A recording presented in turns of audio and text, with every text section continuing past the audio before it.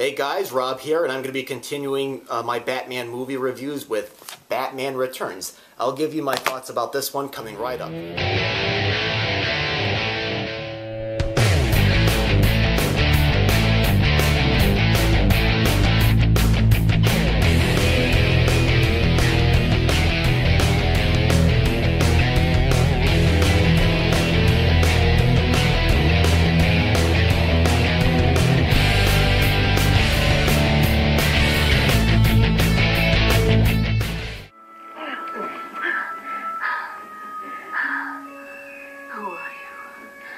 Who's the man behind the bat?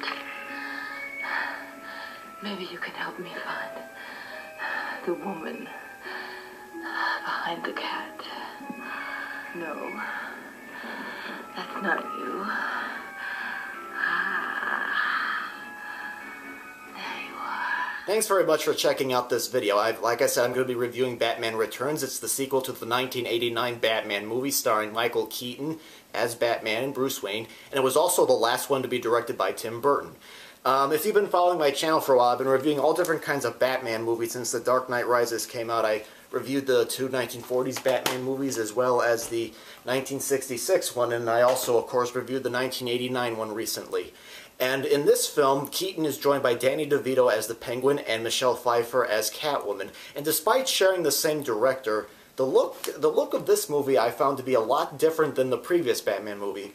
The first Batman movie showed Gotham City as this sort of run-down, corrupt city with a lot of film noir shadows to it, and in this movie the photography was brighter and the city seemed to be a lot friendlier. I guess Harvey Dent really did clean up the city after all.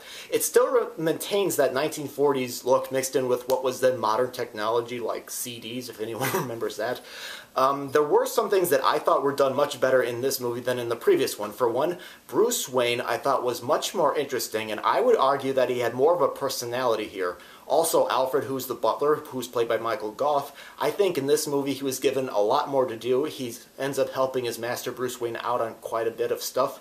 And like the Joker in the previous Batman movie, the Penguin and Catwoman are rich, but yet broken characters. You and I have something in common. We're both perceived as monsters. You're a well-respected monster. And I am, to date, not. Frankly, I feel it's a bum rap. I'm a businessman. Tough, yes. Shrewd, okay. But that does not make me a monster. Penguin in this movie is given a backstory, and his character, he tries to fit in, but he just really can't, and he ends up concocting a plan for revenge.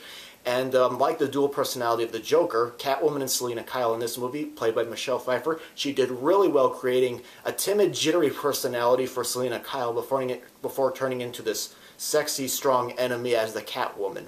Her character, I think, is very well developed. It's done through dialogues and her action. She doesn't really get a backstory, but you can definitely figure out a bit about her character through watching her performance.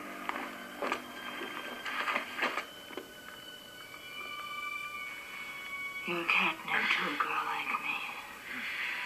Handsome, dazed, and to die for.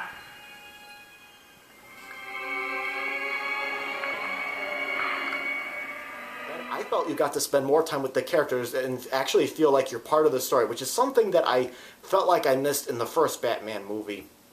I remember seeing Batman Returns many years ago, and this was actually the first movie I had ever seen Christopher Walken in.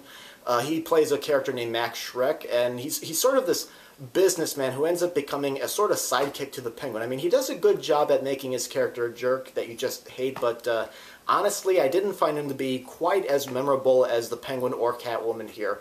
But what I kind of found disappointing with Batman Returns was Gotham City looked like a movie set, while in the previous Batman movie, it looked like an actual city that you could find. And also, I really was not really crazy about the Penguin being kind of sex-obsessed. Even when I was younger and in my teens, and when I first saw this movie, I just didn't care too much for that.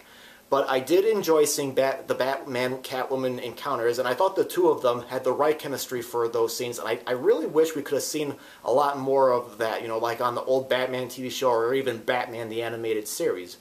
Batman Returns, I thought, was a bizarre, surreal, dry-humored film compared to its gangster film noir predecessor. I felt like this movie did make some improvements, but at the same time, it did make a few step-downs. Still, I'm really not sure which film I would consider better of the two, because like I said, I really liked the look of the first film, and I liked the Joker, but I felt like the story was just okay, and you didn't get to know the characters. Here, I felt like you got to know the characters, but the look of the movie kind of felt like a bit of a step down, and there's all these villains that you have to try to give equal time to, and it just barely works. But overall, that's my opinion on Batman Returns. It's a good movie. I don't know if it would be my favorite, but it's got some pluses to it. So next up, I'll be rewatching Batman Forever, and I'll give you my thoughts on that very soon. So if you want to leave any comments about Batman Returns, go ahead and leave them. I greatly appreciate it, and thanks very much for watching.